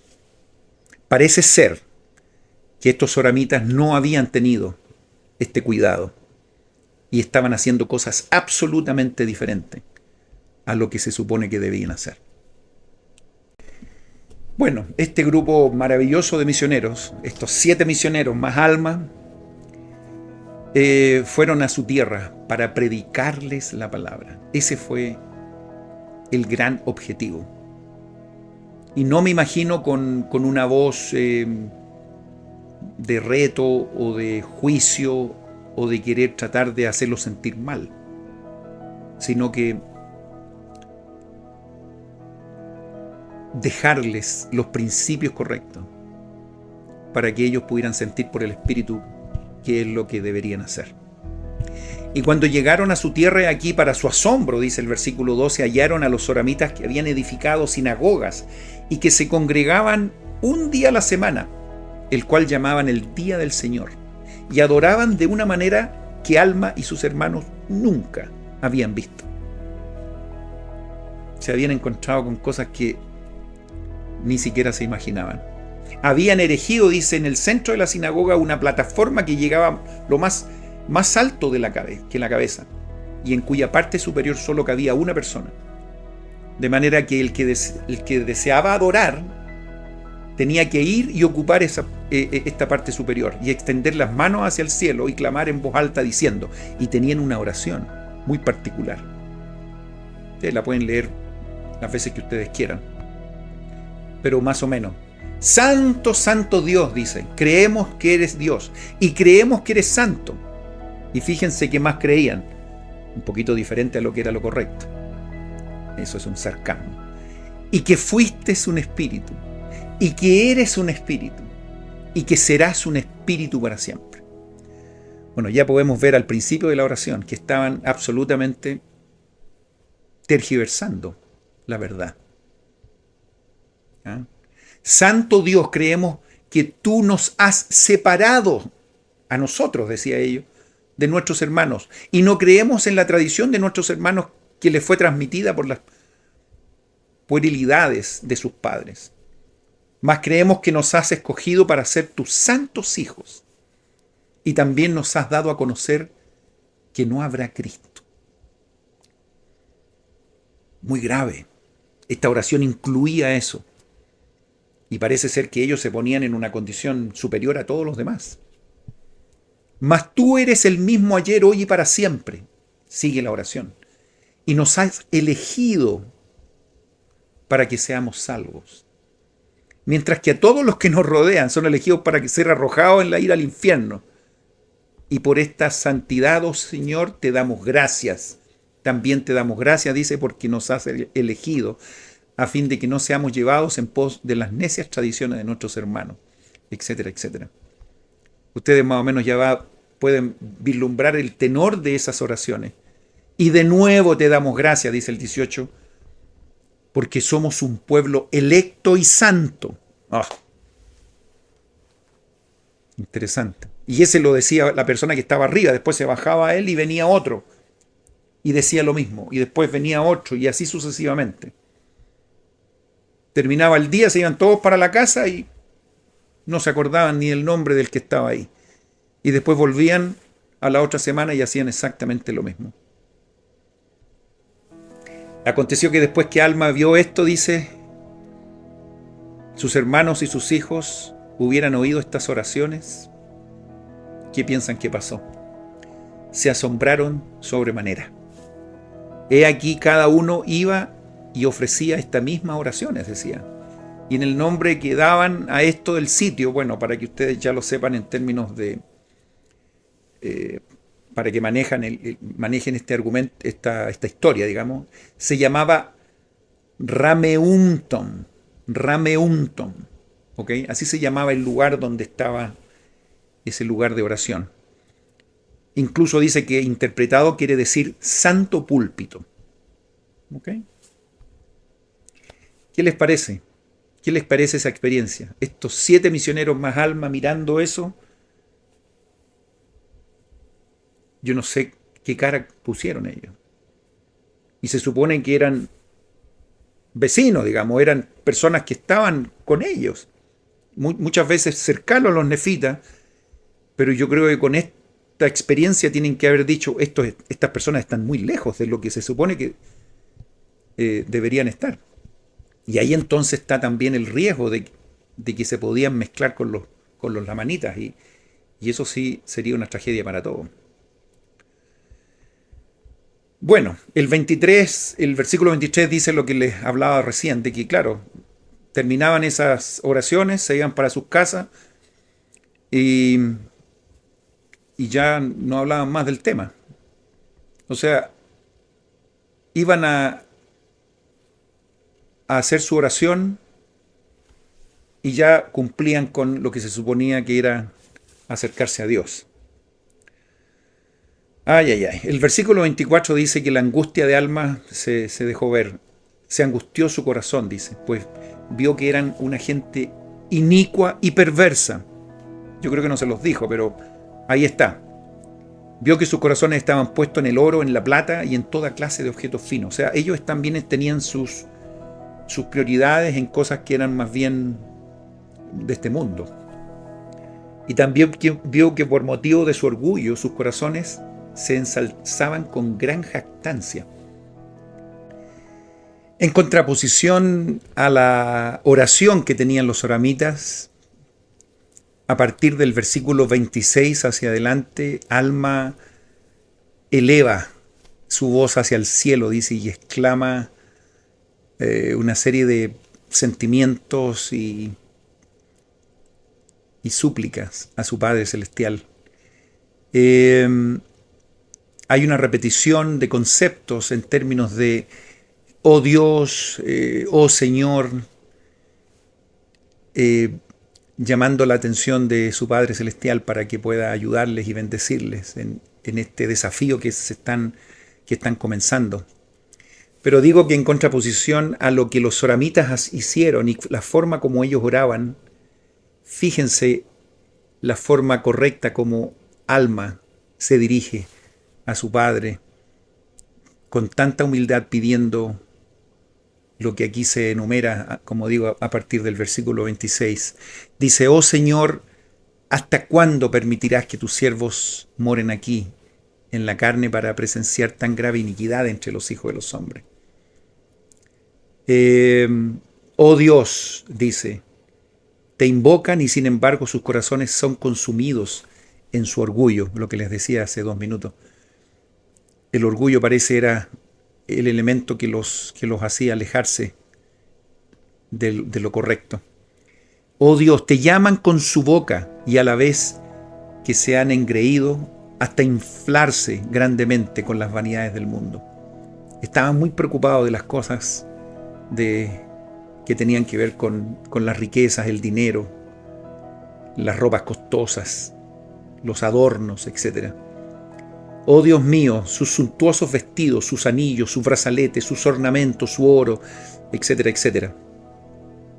Al final dice, gracias te damos, oh Dios, porque te somos un pueblo escogido, mientras que otros perecerán, decía esta oración. O sea, ellos se sentían, los soramitas, superiores a todos los demás. Incluso manifiesta él en esta oración de que los soramitas definen de que no habrá un Cristo. Significa que estaban muy alejados del evangelio correcto. Oh Dios, dice, ¿hasta cuándo consentirán que existan estas perversidades e infidelidad entre este pueblo? Y después pide la fortaleza, a la mitad del versículo 30. Dame fuerzas para sobrellevar mis flaquezas, dice, porque soy débil y semejante iniquidad entre este pueblo contrista mi alma. Por cierto, estaban muy angustiados por lo que habían visto. Dice que está muy afligido en sumo grado y por favor, dice, consuela mi alma en Cristo. Qué maravilla. Consuela mi alma en Cristo. Concédeme que tenga fuerza para sufrir con paciencia estas aflicciones que vendrán sobre mí. O sea, él está como previendo de que efectivamente van a haber circunstancias terribles en esta misión que se han autoimpuesto a causa de la iniquidad de este pueblo. Vendrán, dice el versículo 31, vendrán estos problemas. Consuela mi alma, concédeme el éxito, sí, como a mis consiervos que se hallan conmigo. Y los nombra a cada uno de ellos. Consuela sus almas en Cristo. También pide por cada uno de estos 7 misioneros. Que tengan fuerzas para sobrellevar las aflicciones que sobrevendrán por motivo de las iniquidades de este pueblo. Y después finalmente con un amor impresionante, a pesar de todo lo que estaba mirando, ellos tenían los mejores deseos para ellos. Concédenos lograr el éxito al traerlos nuevamente a ti en Cristo. Este es el amor y lo que empuja a cada misionero a salir a una misión. Ayudar a las personas que no conocen o los que están creyendo cosas que son incorrectas. Y fíjense con qué amor habla de esta gente. Sus almas, dice, son preciosas, oh Señor, y muchos de ellos son nuestros hermanos. Por tanto, danos, oh Señor, dice, poder y sabiduría para que podamos traer a nuestros hermanos, nuevamente a ti. Bueno, cuando eso ocurrió, finalmente lo que Alma hace, pone las manos sobre la cabeza de cada uno de los misioneros que estaban con él y fueron llenos, dice, del Espíritu Santo cuando ellos recibieron esta bendición. Y finalmente ellos lo que hacen es comienzan a un poco lo mismo que pasó con Amón y sus hermanos cuando ellos se fueron a diferentes lugares. Aquí también se separaron unos de otros sin preocuparse por lo que habían de comer, ni por lo que habían de beber, ni por lo que habían de vestir. Y el Señor les proveyó a fin de que no pereciesen de hambre, padeciesen hambre, ni tuviesen sed.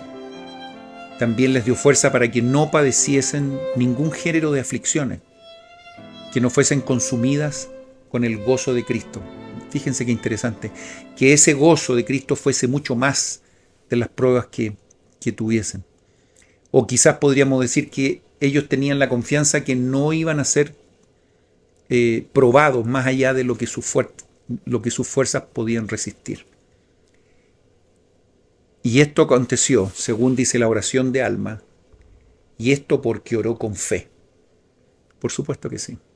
Allí tenemos el contraste de dos tipos de oraciones, una de los soramitas y otra de Alma. Una gran diferencia. nos vamos a involucrar en estas misiones que hicieron estos buenos hombres con los soramitas, y vamos a comenzar ya la próxima semana a revisar el capítulo 32, donde van a haber muchos conceptos y principios y doctrinas que van a llenar nuestro espíritu de conocimiento, de entendimiento.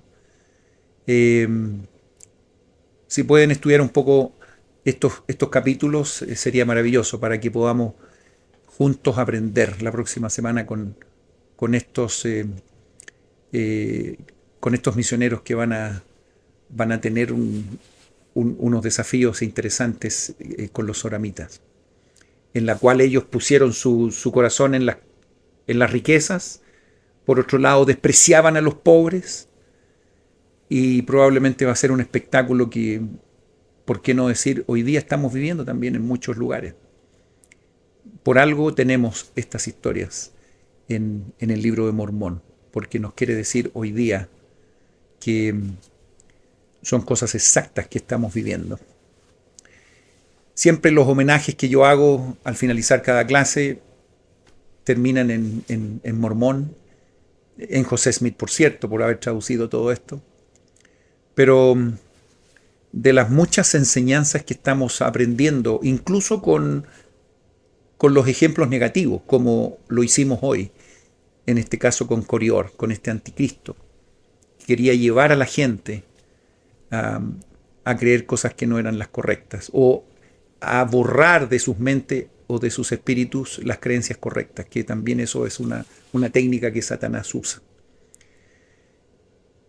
Yo sé que nuestro Padre Celestial y Jesucristo viven, y me atrevería a decir, y perdonen que lo ponga tan junto con esto, pero también yo sé que Satanás existe. Y si no fuese así, el plan de salvación y nuestra etapa probatoria no tendría mucho sentido. Las fuerzas del bien aquí están, pero también las fuerzas del mal están lideradas por este personaje. Y es bueno saber cómo ellos operan. Hoy día aprendimos cómo opera Satanás a través de estos hombres que de alguna manera se dejan engañar por estas doctrinas que no son correctas.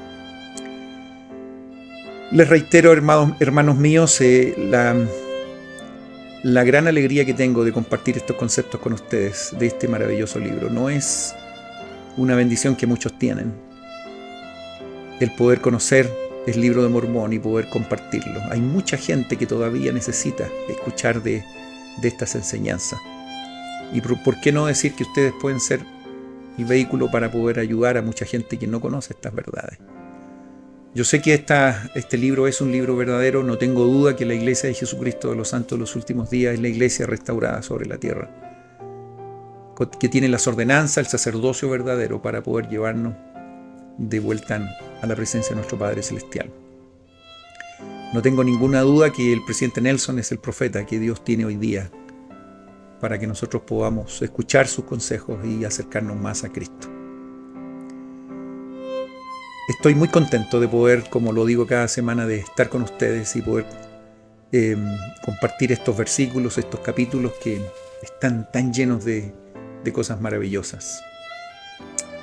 Comparto mi testimonio con mucho amor con ustedes, esperando que tengan una extraordinaria semana. Y nos vamos a seguir viendo, por cierto, cada semana, con el análisis de este libro maravilloso que es el libro de Mormón. Por lo tanto, mis queridos hermanos, que tengan una hermosa semana, que disfruten el día de reposo, y nos vemos en 7 días más.